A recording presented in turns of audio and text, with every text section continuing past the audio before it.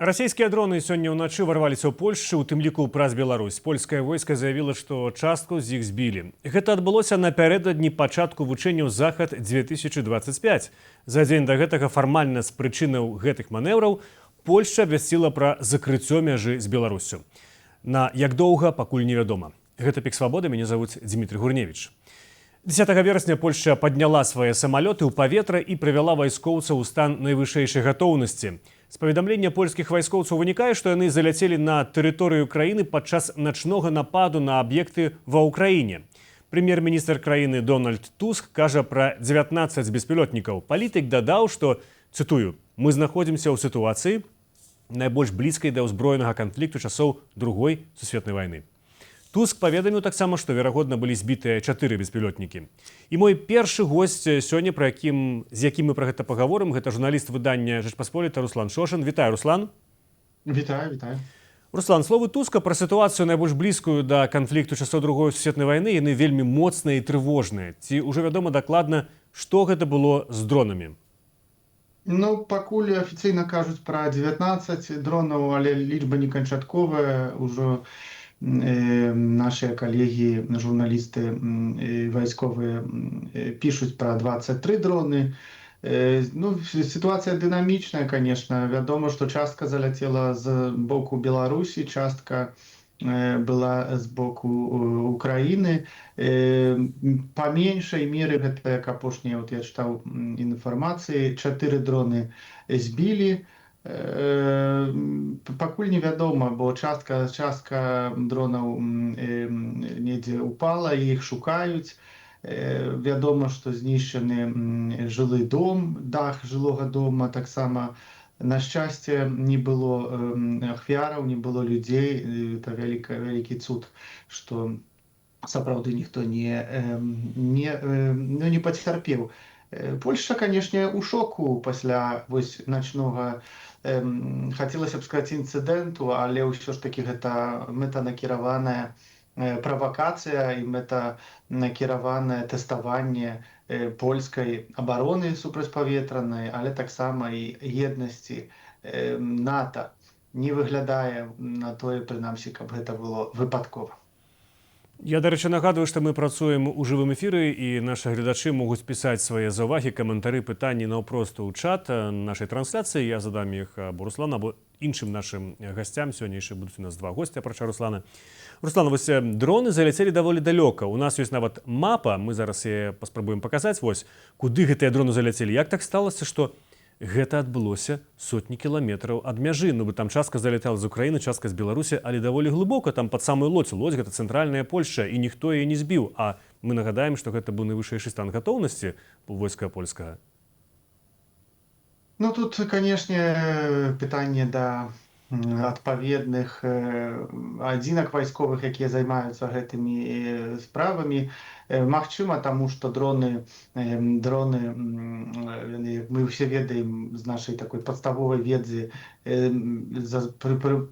пераважна ляцяць на нізкай вышыні, каб іх не выкрывалі сістэмы існуючыя. Таксама частка дронаў, магчыма, была такімі атрапамі, каб памылковымі, карацей. Не ўсе дроны Расія ўзбраяе, не ўсе дроны баявыя. Частка гэта дроны, якіх мэта ёсць увясці ў падман сістэмы абароны супрацьпаветранай. Таму тут цяжка сказаць, як так сталася, што яны заляцелі настолькі далёка. Ну, сёння, канешне, Польшча ўся гэта ўсё аналізуе. Былі інфармацыі, што саюзнікі НАТО збівалі гэтыя дроны, менавіта, падаецца, Галандыя, калі не памыляюся, то збівала гэтыя дроны ў рамках дапамогі F-35 голландскія. Таму тут, канешне, гэта выклік не толькі для Польшчы, але і для ўсяго НАТО адказаць вось на гэтыя пытанні. Ці мы сёння гатовыя да такога сцэнару, ці гатовыя мы да такога развіцця падзеяў, што гэтых дронаў будзе не 20, а 220. І на гэтыя ўсе пытанні, пэўна, сёння і ў бліжэйшых днях будуць адказваць і ў Варшаве, але таксама і ў заходніх сталіцах. Я бачу, што інфармацыйныя агенцтвы спасылаюцца пакуль што на ананімныя крыніцы ў НАТО, якія кажуць пра тое, што ну, вось гэты, як ты кажаш, або інцыдэнт, двухкосці інцыдэнт, што ён не будзе разгледжвацца як некая атака на Польшу, як аб'яўленне вайны, або ну, хутчэй за ўсё проста як некая памылка. Ці ў Польшы з гэтым згодныя палітыкі? Думаю, што няма такой згоды, бо ўсё ж такі называць рэчы трэба ну, так, як яно ёсць. Гэта парушэнне паветранай прасторы, гэта акт агрэсіі, гэта незалежна ад таго, колькі гэтых дронаў, якія былі мэты ў іх, но за гэта адказвае Расія. І тут, канешне, калі мы дазволім проста чарговы раз такія акцыі праводзіць, калі мы пазаставім гэта, пакінем без адказу, калі рэакцыя НАТО будзе спробай мінімалізаваць вось гэтыя рызыкі, як бы ну, зменшыць напружанасць, скажем так, і калі гэта рэакцыя абмяжуецца толькі да словаў, да нейкіх дэкларатыўных заяваў, ну то, канешне, Расія зробіць пэўныя высновы на будучыню, і Расія, пэўна, аналізуе вельмі дакладна, што кажуць у еўрапейскіх сталіцах, якая рэакцыя НАТО. Хутчэй за ўсё, у гэтым і была мэта Масквы, таму што альбо яна, вось гэта еднасць, адзінасць, яна ёсць, альбо яе няма. Альбо супольная паветраная прастора ахоўваецца, і яна як бы не паддаецца дыскусіі, што ўварванне ў паветраную прастору з'яўляецца актам агрэсіі, тым больш узброенымі беспілотнікамі, дронамі. Альбо мы проста дазваляем Расіі такія акцыі, ну і лічымся з тым, што ў будучыні яны будуць насільвацца, бо, як вядома, расійская палітыка, яна не выбачае слабасці, не выбачае слабых дзеянняў. Расія вельмі спрытна гэта выкарыстоўвае, і ў будучыні, канешне, розныя могуць быць сцэнарыі і ў дачыненні да балтыйскіх краінаў і да Польшчы. Тым часам ёсць заявы Міністэрства абароны Расійскай Федэрацыі. Там гаворыцца пра тое, што Расія наносіла удары па зброевых заводах на тэрыторыі Украіны, што Польшча абсалютна не была ніякай мэтай Расіі. Там Расія фактычна тлумачыцца, што яе самолеты ударныя або неударныя, там не было слова пра ударныя, проста яе, скажем так, дроны лятаюць на адлегласць да 700 кіламетраў, і мэтай Польшча не была. І яны гатовыя да кансультацыі з Польскай Рэспублікай на гэты конт. Ну, гэта як бы спроба паказаць, што мэтава не наносіліся ніякія ўдары. Ці гэта дастаткова для таго, каб гэты інцыдэнт, ці як яго назваць, не ведаю, быў вычарпаны? Я думаю, што гэта недастаткова, гэта сталая расійская тактыка. Яны калі уварваліся з боку Беларусі ва Ўкраіну, падаецца, Лукашенко тады тлумачыў, што яны так выходзілі з манёўраў, з вучэнняў праз Украіну ў Расію, і што гэта нейкая была там планавае дзеянне, нейкія глупствы такія гучалі на пачатку вайны, што Лукашенко пра гэта не ведаў, Мінск пра гэта не ведаў. Таму тут, канешне, з боку Расіі гэта таксама сталая тактыка дээскалацыі пасля эскалацыі. Вось яны давялі сітуацыю да таго, што НАТО сёння павінна прымаць нейкае рашэнне ў адказ на гэтыя дзеянні Расіі. НАТО павінна прааналізаваць рызыкі ўсе, а расіяне, канешне, мінімалізуюць для сябе гэтыя рызыкі і робяць заявы кшталту, што гэта выпадкова і што мэтай не былі, канешне, польскія аб'екты. А ў наступны раз, калі, канешне, не дай Божа, такі дрон трапіць у аэрапорт ці ў нейкі польскі аб'ект, ці ў чарговы раз у жылы дом, дзе будуць людзі, то яны скажуць, што гэта таксама выпадак і што гэта не было запланавана, яны гатовыя да кансультацыі. Да гэтага трэба ставіцца з вялікай дыстанцыяй, таму што гэта гэта маніпуляцыя і, канешне, прапаганда Масквы пэўна хутка скажа, што Польша сама вінаватая ці сама гэтыя дроны паклікала да сябе. Таму што тут для Польшчы, для польскага палітычнага класу няма тут, канешне, ніякіх сумневаў у тым, што гэта тэставанне польскіх здольнасцяў абароны, польскай здольнасці абароны супрацьпаветранай, ну і, канешне, тэставанне адзінства ў НАТО, таму што мэта, канешне, вайны ва ўкраіне, расійская мэта, яна таксама ў тым, каб разбіць НАТО, каб разбіць еднасць НАТО, а ў найлепшым выпадку даказаць усяму свету, што НАТО гэта проста арганізацыя, якая існуе на паперы і якая не будзе выконваць сваіх абавязкаў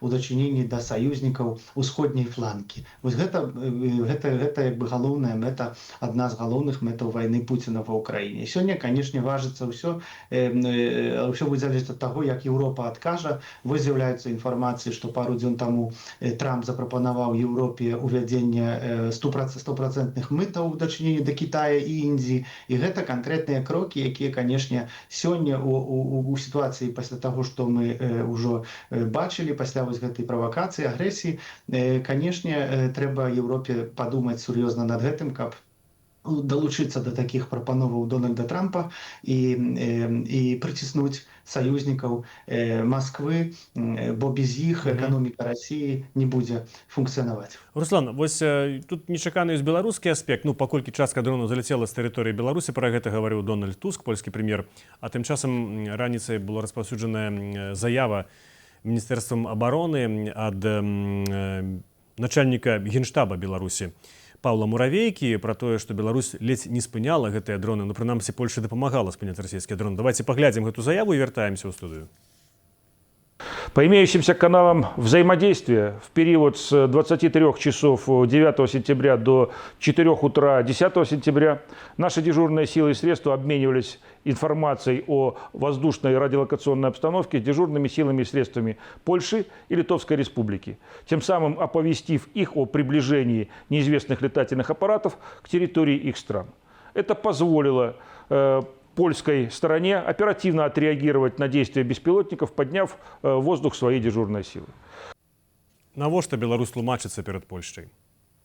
Ну, я думаю, што Беларусь у сітуацыі, калі ўжо заўтрашняга дня будзе зачыненая мяжа, ну, баіцца перадусім адказу Кітаю, таму што вось гэта атак беспілотнікаў таксама прыспешыць пэўныя падзеі ў еўразвязе, і магчыма, гэта таксама адаб'ецца на Кітаю. І тут гэта як бы адказ і Польшчы, але ў большай меры, канешне, гэта дэкларацыя кітайцам, што яны ўсё ж такі не хочуць эскалаваць, што гэта не іхная віна. Ну, калі яны ляцелі праз Беларусь, то чаму іх беларуская супрацьпаветраная абарона не збіла? Калі яны ідуць праз нейкую тэрыторыю, яны папярэдзілі Польшчу, што, маўляў, ідуць да вас беспілотнікі. Ну, гэта нейкая не зусім сур'ёзная сітуацыя, бо выглядае, што гэта ў чарговы раз Лукашенко просто умывае рукі і ён сябе скідвае адказнасць за тое, што адбываецца на тэрыторыі Беларусі.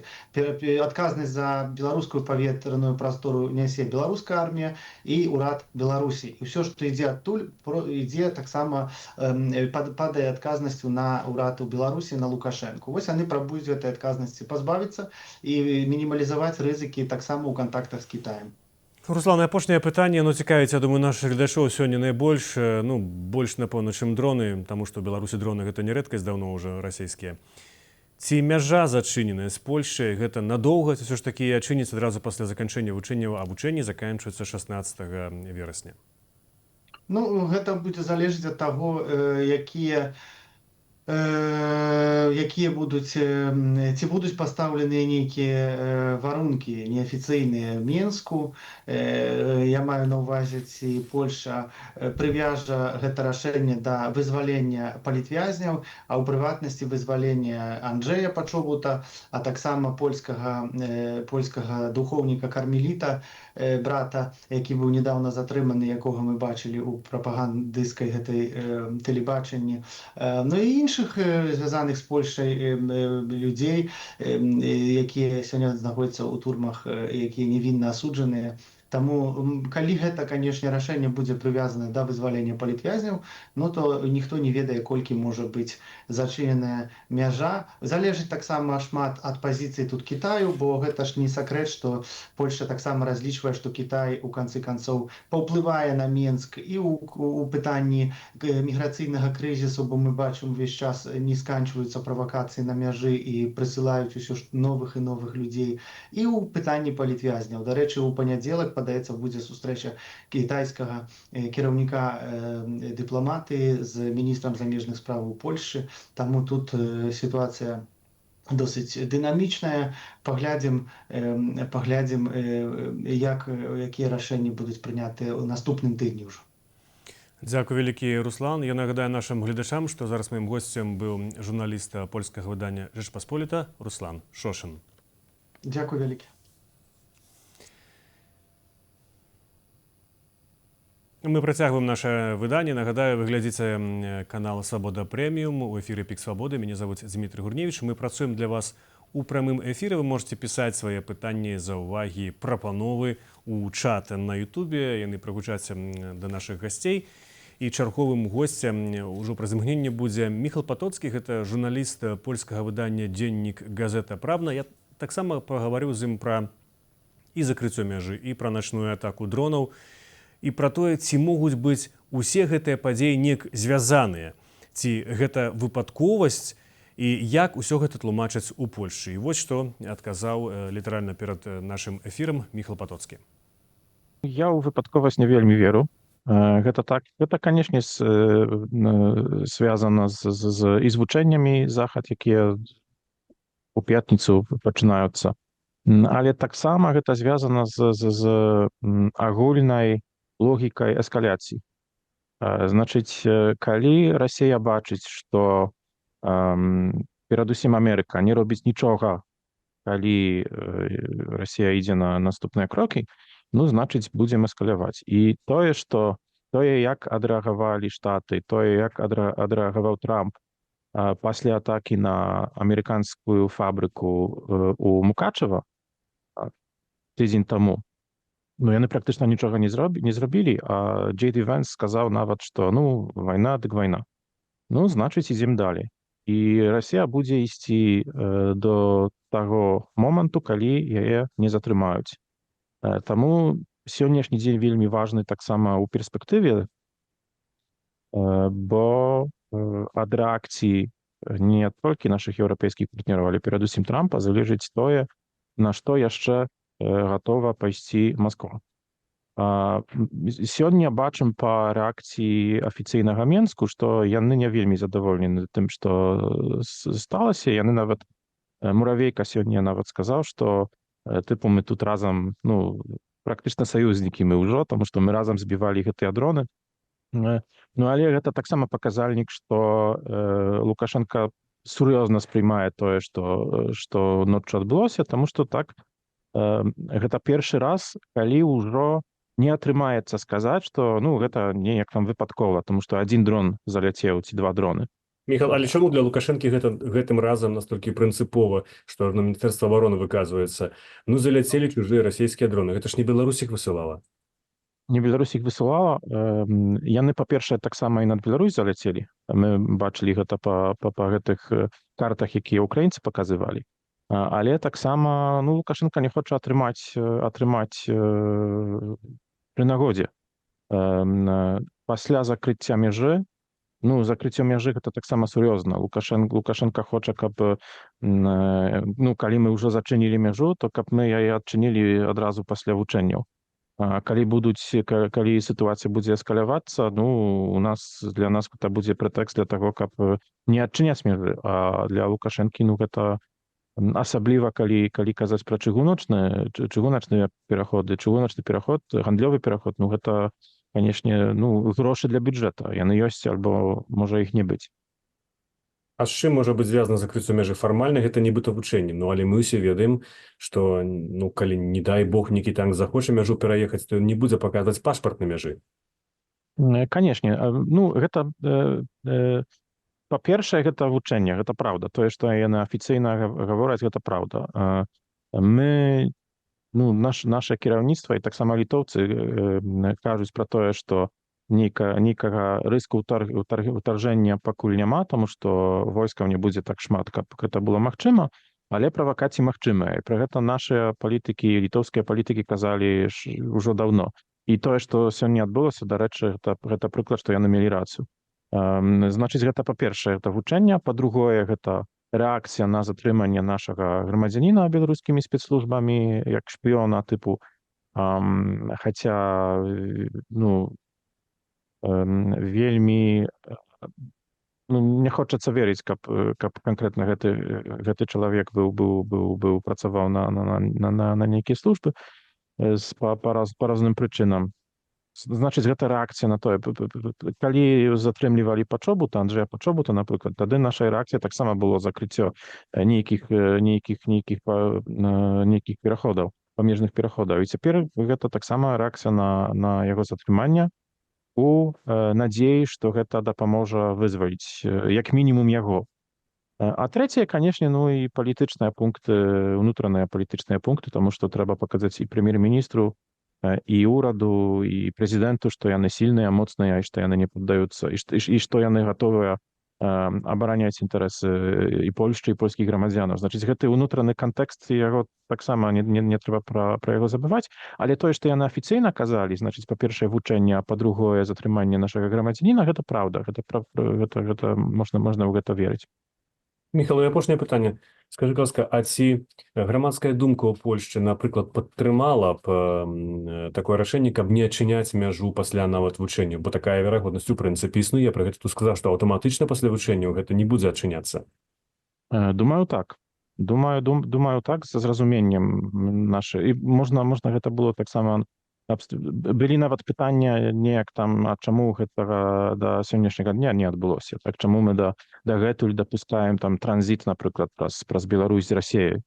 Тут за зразуменнем. Калі б Туск сказаў, што, ну, на жаль, атмасфера такая, што не можам адчыняць мяжу, таму што Лукашенко паводзіць сябе не так, і пастаянныя правакацыі, не спыняецца міграцыйная крыза, Пачобут сядзіць у турме, затрымліваюць нашых грамадзянаў, тут яшчэ дроны праз Беларусь до нас залетаюць, то я думаю, што гэтага аўтаматызма не будзе, а магчыма, тут аўтаматызм будзе іншы, ніж Лукашенко б хацеў. Значыць, аўтаматычна гэта прадліцца пасля вучэнняў, калі нічога не памяняецца. Я думаю, што таму і сёння Мінск так адрэагаваў на гэтыя дроны, каб паказаць, дыстанцавацца ад Расіі.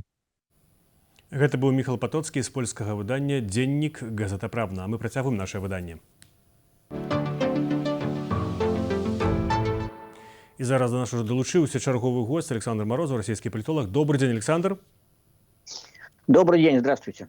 Александр, вы, магчыма, бачылі, што расійскае міністэрства абароны тлумачыцца перад Польшай, што яно не збіралася дасылаць нейкіх дронаў, што ўвогуле ў Польшы няма доказаў, што это расійскія дроны, магчыма, это нейкія заляцелі, дроны можна купіць у кожным ваенторгу, як вядома. Скажыце, ці сапраўды гэта начное здарэнне, гэта выпадковасць, ці ўсё ж такі гэта нейкая спланаваная акцыя, вот як мае польскія госці лічылі пару хвілін да вас? Все-таки в этом заявлении Министерства обороны есть и вторая часть, где говорится о том, что Министерство обороны Российской Федерации готово к консультациям с польскими представителями польских военных. И это говорит вот о чем. О том, что независимо от того, умышленно или по ошибке большое количество дронов залетело на польскую территорию, тем не менее Москва собирается это использовать, говоря, что ну вот видите, какие проблемы возникают из-за войны в Украине, в том числе и у Польши. Давайте начнем консультации о том, как этого избегать. И это отвечает, конечно, кремлевской стратегии заматывать любых партнеров, не только Дональда Трампа, но по возможности и пытаться как-то втянуть в такого рода рутинные какие-то консультации, кого угодно, в том числе и Польшу. Это не получится, несомненно, но заявление Министерства обороны говорит о том, что Путин и Кремль, слегка посмеиваясь, смотрят на результат ночных событий сегодня. А на вашу думку, а якой была б правильная реакція? Ці то Польшчы, ці ўвогуле НАТО? Ну там падрываліся два самалёты знішчальнікі, яны знішчалі гэтыя дроны. А што можна было зрабіць інакш і якія або палітычныя наступствы адносна Расіі павінны былі быць? Нет, но дело в том, что все сделали, что могли, потому что, ну, насколько можно судить по сообщению, польские военные сделали все, что возможно. Политическое руководство призвало активизировать 4-ю статью договора о Североатлантическом альянсе, то есть немедленно начать консультации всех стран-участниц альянса относительно этого. При этом все понимают, что, разумеется, это не агрессия, не нападение на Польшу, а это инцидент. Инцидент, конечно, очень существенный и политически очень значимый. В первую очередь потому, что он пришелся на момент, когда миротворческая инициатива Соединенных Штатов зашла в тупик. Дональд Трамп не переходит к следующей фазе взаимодействия с Кремлем, не формулирует новые стратегии. И на этом фоне, конечно, российские дроны в польском небе, это звучит очень, очень серьезно. Но мне кажется, что все сделали все, что могли, и главное, что сейчас будут, конечно, неимоверно активные консультации между и в рамках НАТО, и в рамках Евросоюза. И можно уверенно сказать, что, ну, во-первых, как бы эта ситуация, она продвинет ситуацию перевооружения средствами ПВО не только для Польши, но и вообще для всех стран Восточного фланга. Многие уже начали эти программы, в частности, Польша начала еще до этого инцидента. Это будет очень интенсивно развиваться. Плюс к тому, я думаю, что Румыния должна принимать особые меры, потому что Румыния находится в таком же положении примерно как Польша. Если в Польше логистически важнейший узел поддержки Украины, то в Румынии авиабазы, и там они будут, с моей точки зрения, наращиваться. То есть авиагруппа, которая размещена в Румынии, будет наращиваться.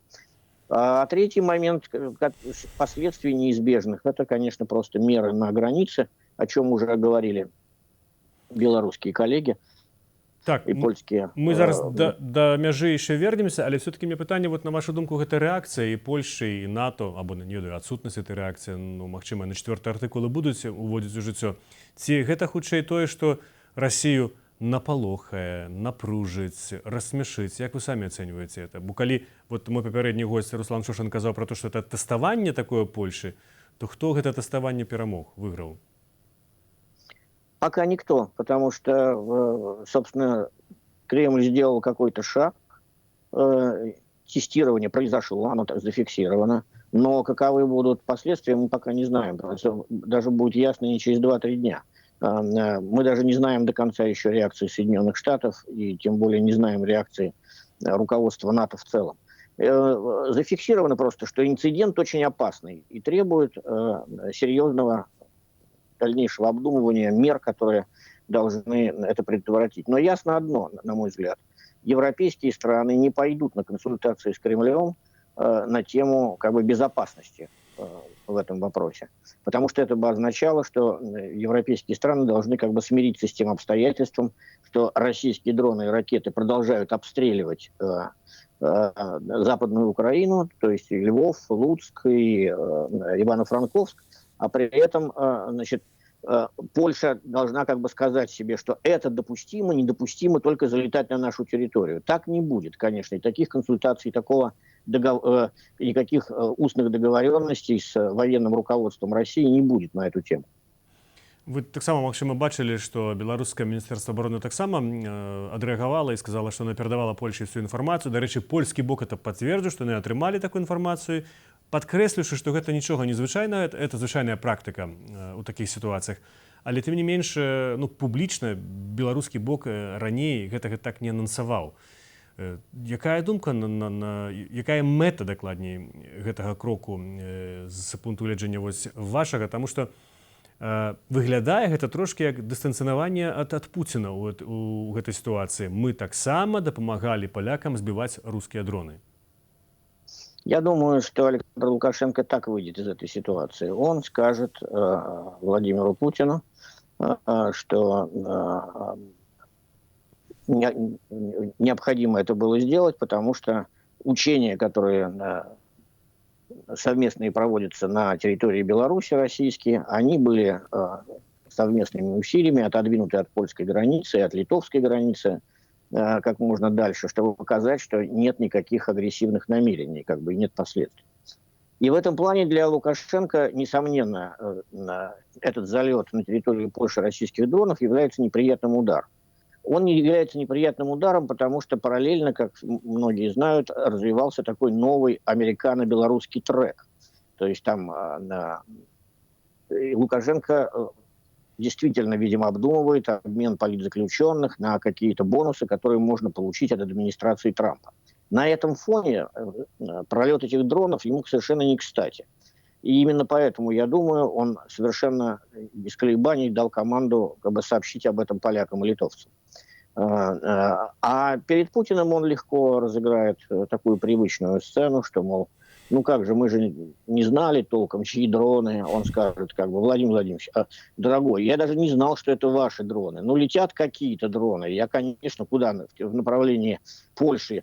Мы, конечно, должны были предупредить, естественно, и мы предупредили. Но мы ничего, так сказать, не имели в виду в этом смысле. Вот такая будет игра, и Путин с ней согласится.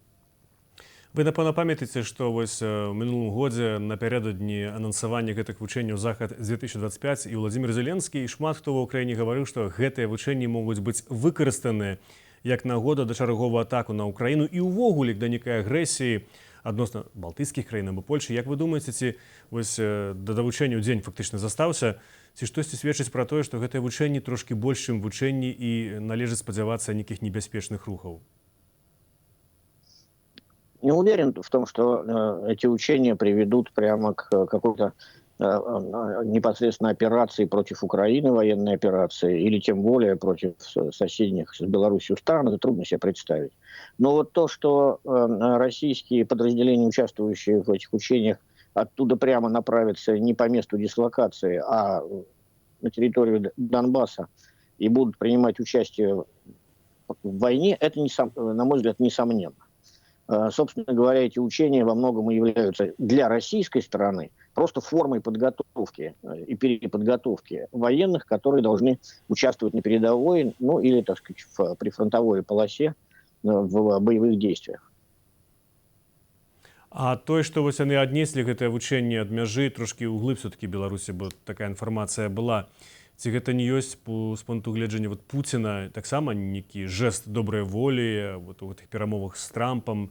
Ці, на вашу думку, пра што гэта хутчэй сведчыць? Я думаю, что когда это обсуждалось между российским и белорусским руководством, то это предложил, несомненно, Лукашенко, а Путин согласился, поскольку не существовало с его стороны каких-либо намерений с помощью этих учений угрожать Литве или Польше сейчас в такой форме. И поэтому я думаю, что Путин сказал, что да, ну давайте перенесем, ничего особенного. Здесь Путин интересует не наращивание угрозы в отношении Польши и Литвы, а возможность переподготовки военных и пополнения как бы тех контингентов, которые нужны Герасимову и генералам, которые командуют соединениями на фронте. Так что ничего, мне показалось, во всяком случае, что ничего особенного в этом нет. Тем более, что Александр Лукашенко ведь сам умеет угрожать Польше и Литве. И неоднократно это делал.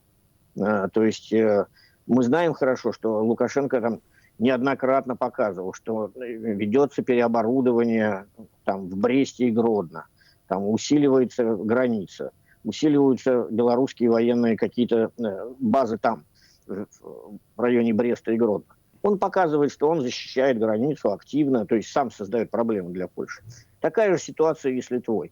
Поэтому здесь я бы сказал, что Лукашенко в известном смысле слова сам хотел бы быть главной угрозой Литве и Польше, а не создавать ситуацию, при которой Россия через его голову является этой главной угрозой. И в этом смысл игры Лукашенко,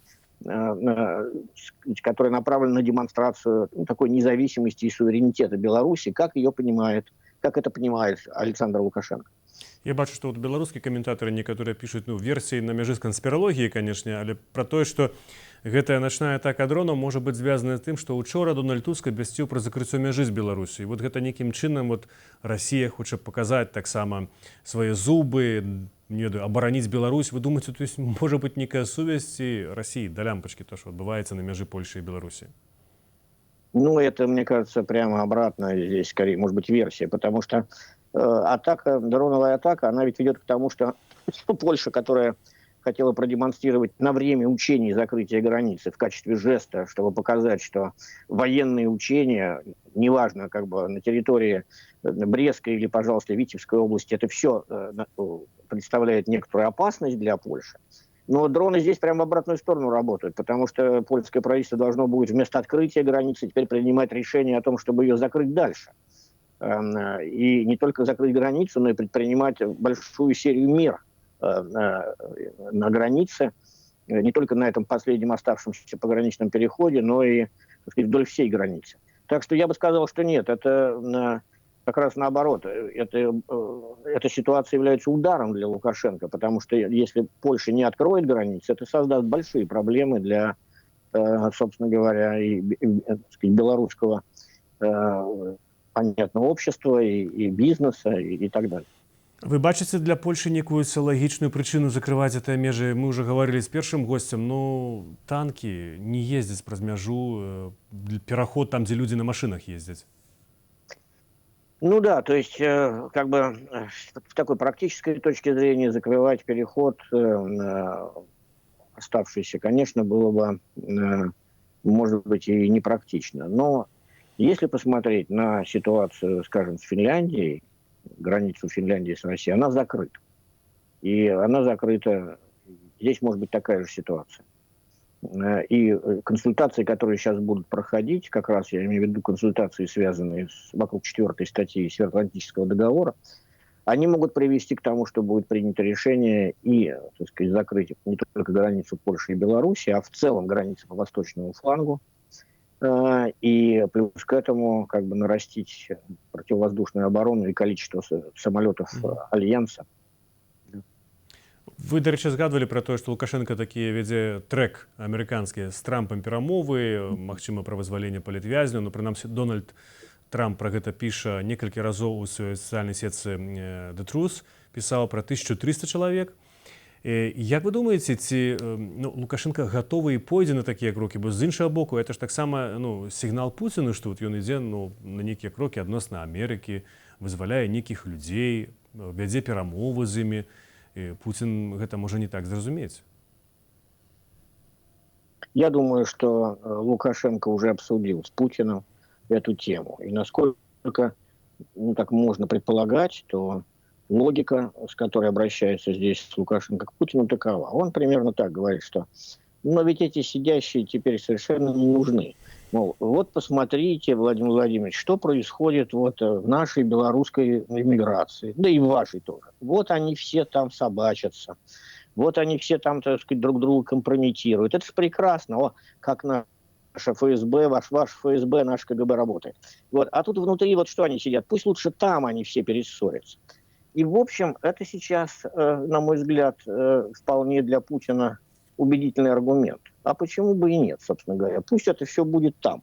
Тем более, что если в обмен на это будет продолжаться игра с Трампом.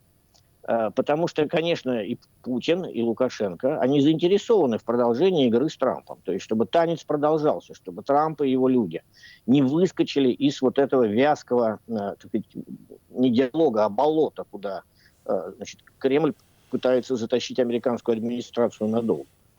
И если это так, то я бы сказал, что легко аргументировать, почему надо выпустить и 1200, и 1400, и потом как бы сказать, что это наша блистательная операция, потому что мы, значит, внедрили кучу агентов туда, мы, значит, там теперь как бы все контролируется КГБ Беларуси в эмиграции и так далее, и так далее. Я сейчас говорю не о том, как есть, а о том, как это интерпретируется самим Лукашенко, белорусским КГБ и российским ФСБ. Бок вы не береце пад увагу, напрыклад, тое, што Лукашэнкі ёсць такія сапраўдныя намеры нейкім чынам трошкі адцягнуць Беларусь ад гэтых расійскіх уплываў, калі Расія ўчапілася ў Беларусь, там і экспарт, і палітычна незалежная, і ў нейкім сэнсе вызваліўшы тэарэтычна, мы не ведаем, ці так это станецца, калі вызвалілі, все ж таки, гэта ёсць нейкі рух на захад, рух да Трампа, палітычныя інструменты выкарыстання іх? Конечно. Дело в том, что с моей точки зрения Лукашенко все-таки развивает какую-то собственную, прошу прощения, собственную концепцию суверенитета, несмотря на то, что снаружи выглядит ситуация так, что он ее полностью весь суверенитет потерял, но с моей точки зрения нет. Он ведет игру с Путиным тоже. И в этом плане для Лукашенко важно, тем не менее, чтобы, скажем, в какой-то момент отношения с Польшей и Литвой улучшились. Ему важно, чтобы у него были свои отношения с Китаем, и важно, чтобы он мог показать, что есть какие-то собственные взаимоотношения с Трампом. Все это, конечно, он подает Путину как нечто полезное для них обоих. А в некоторых моментах он должен демонстрировать какое-то единство с Путиным. Поэтому вот такая игра ведется. Здесь одновременно, так сказать, совместные военные учения, но с другой стороны и постоянные заявления, что Беларусь в этой войне занимает свою собственную позицию, то есть она не, хотя и является, так сказать, военным союзником Российской Федерации, однако при этом в войне не участвует и не собирается, и на этом Лукашенко стоит. Так что здесь, конечно, контакты с Вашингтоном сейчас чрезвычайно важны для Лукашенко, и именно поэтому я думаю, что он мог бы сделать шаг, если, конечно, не произойдет каких-то событий, которые сорвут весь этот переговорный процесс. І апошняе пытанне да вас. Скажыце, а ці бачыце вы самі яшчэ некую перспектыву для так званых перамоваў паміж Пуцінам і Трампам наконт мірнага урэгулявання войны ва Украине? Нет, если ответить коротко, к сожалению, нет. То есть та концепция, с которой Трамп выступил, она отработана, попросту говоря. Ясно, что прекращения огня не будет, а более сложный формат урегулирования, о нем речи не идет практически. То есть все остановилось. Дзякуй вялікі. Я нагадаю нашим глядачам, што сёння маім госцем быў Александр Морозов, расійскі палітолог. Дзякуй вялікі, Александр. І на гэтым наше выданне сёння завяршаецца. Для вас у празе працаваў я, Дмітрый Гурневіч. Дзякуй за тое, што вы былі разам з намі. Ставце падабайкі пад гэтым відэа, калі для вас гэта бяспечна. Пішыце таксама свае каментары пад гэтым відэа. Так працуе алгарытм Ютуба, і дзякуючы вашай ангажаванасці гэтае відэа змогуць пабачыць як мага больш людзей, а для нас гэта важна. Для вас у празе працаваў я, Дмітрый Гурневіч. Усяго вам самага добрага, бывайце і заставайцеся са свабодай.